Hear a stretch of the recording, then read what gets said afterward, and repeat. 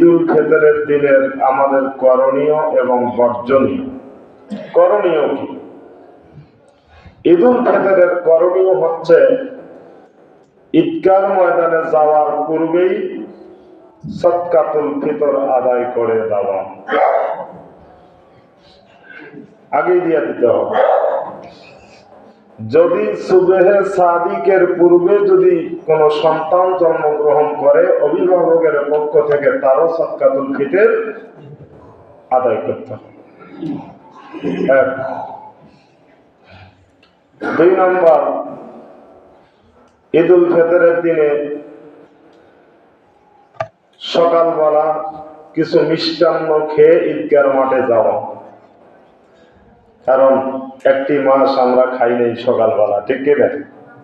রাসূল সাল্লাল্লাহু আলাইহি ওয়াসাল্লামের সুন্নাত যে কিছু মিষ্টান্ন, কিছু খাবার খেয়ে ঈদের মাঠে যাওয়া, এটা আমাদের করে।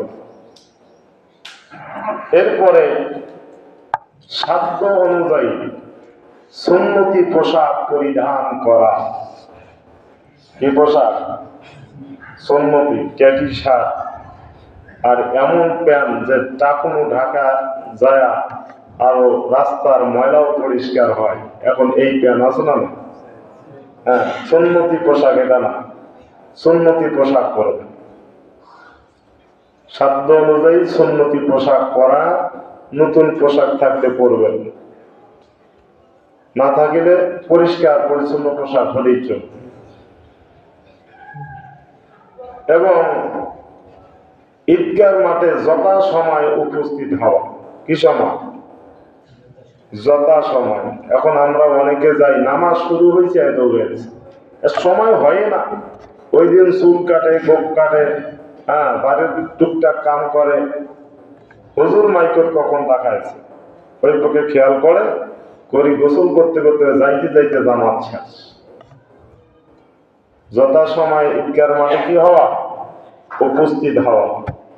এবং যাওয়া এবং আসার মাঝে তাকবীরে তাশরিক করা। ঈদুল ফিতরে মনে মনে পড়া, মনে মনে। ঈদুল আজহায় জোরে জোরে, ঈদুল ফিতরে কি মনে মনে। আল্লাহু আকবার, আল্লাহু আকবার, লা ইলাহা ইল্লাল্লাহ, আল্লাহু আকবার, আল্লাহু আকবার, লিল্লাহিল হামদ। এই তাকবীরে তাশরিক করা। এক রাস্তায় যাওয়া, অন্য রাস্তায় আসা সুন্নাত। আর যদি অন্য রাস্তা না থাকে তাহলে ওই রাস্তায় এসে, যেমন আমি তো আল্লাহ রাস্তা দিয়ে ঘুরে যাওয়ারে পারি না।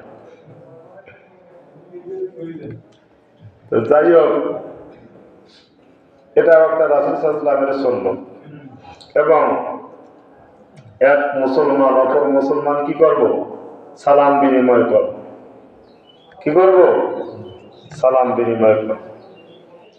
গরিব এতিম বাচ্চাদের সহানুভূতি হব, তাদের মাথায় হাত বুলাবো, তাদের পোশাক না থাকলে কিনে দেব, তারা যেন এই দুঃখ না পায়। আজকে যদি আমার আব্বা থাকতো তাহলে আমাকে কত আদর করতেন। এই জন্য যাদের ভাতিজা এবং পাশাপাশি যারা এতিম আছে, এই এতিমদের সাথে সহানুভূতি দেখাবেন, তাদের মাথায় হাত বুলাবেন, তাদেরকে আদর করবেন, তাদেরকে কিছু খাওয়াবেন এবং মেহমানদারি করেন। আর যেটা বর্জনীয়, বাদ দেওয়া লাগবে।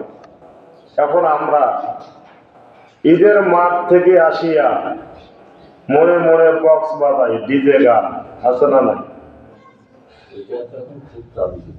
আহারে, যাক মাসে কামাই করলো সব শেষ। এগুলো বর্জন করতে হবে।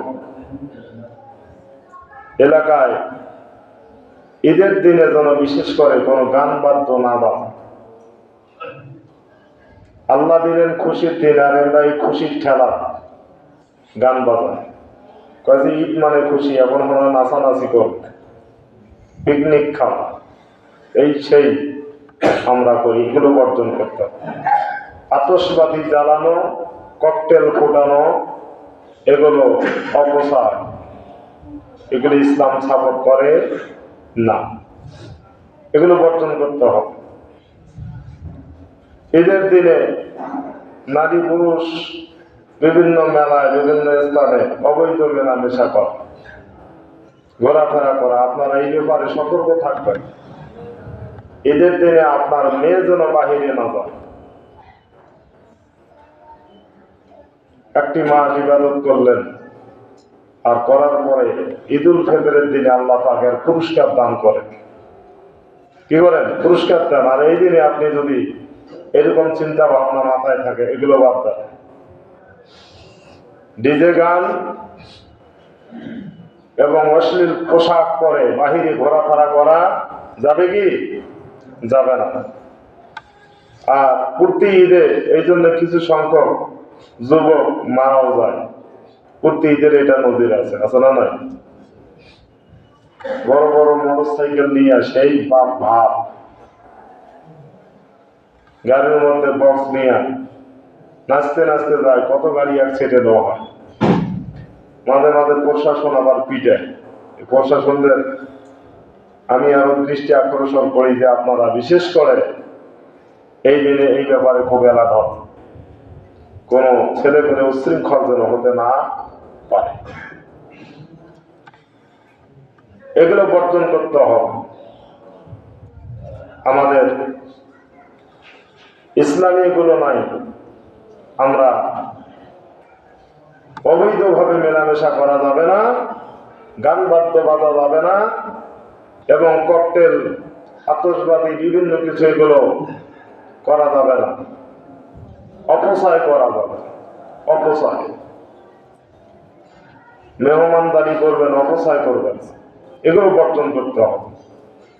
এখন এগুলোই কিন্তু আমাদের মাঝে বেশি, ঠিক কিনা? এগুলোই বেশি, এগুলো বেশি বেশি হচ্ছে। এগুলো থেকে আপনাদেরকে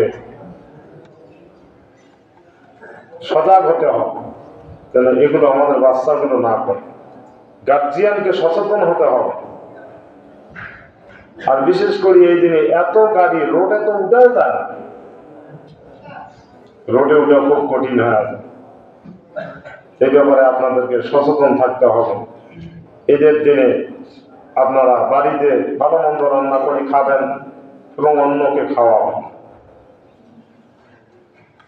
এদিনে বাহিরে যাওয়ার কোনো দরকার নাই। তার মধ্যে আত্মীয় স্বজনের মাঝে যদি কেউ দাওয়াত দেয় সেটা ভিন্ন কথা, সেখানে আপনারা যাবেন, বন্ধুর বাড়ি যাবেন, কিন্তু সুন্নতি ভাবে যাওয়া লাগবে, ঠিক ঠিক না বেঠিক? আর ঈদের মাঠে যথা সময় যাবেন। আর অনেক মুসলমান আছে নামাজ পড়ি আবার চলবেন পিছন থেকে। এটা দেখা যায় যে পিছনে যারা সবার শেষে আইছে এরা সবার আগে ওঠে, সবার শেষে যারা দাঁড়ায় আমি দেখছি সামনের কাতার থেকে কেউ ওঠে, পিছনে আসি সবার শেষে দাঁড়ায়, সবার আগে উঠি দিন। নামাজ যেমন ওয়াজিব, খুতবা শোনাও কি ওয়াজিব। বান্দা যখন ঈদের মাঠে আসে নামাজের জন্য, আল্লাহ পাক ফেরেশতাদেরকে লক্ষ্য করে বলেন, গর্ব করে বলেন, ফেরেশতারা এরা কোথায় যায়? আল্লাহ তো জানে, তারপরে জিজ্ঞাসা এরা কোথায় যায়? ফেরেশতারা বলে যে আল্লাহ, তোমার বান্দারা তোমার বরত্বের তাকবীর দিতে দিতে তারা ঈদের মাঠে যায়। আল্লাহ পাক রব্বুল আলামিন বলেন, কেউ যদি কারো কাজ করে দীর্ঘ 1 মাস, তারপরে তাদের কি দেওয়া দরকার? তাদের মজুরি পরিপূর্ণ দেওয়া দরকার।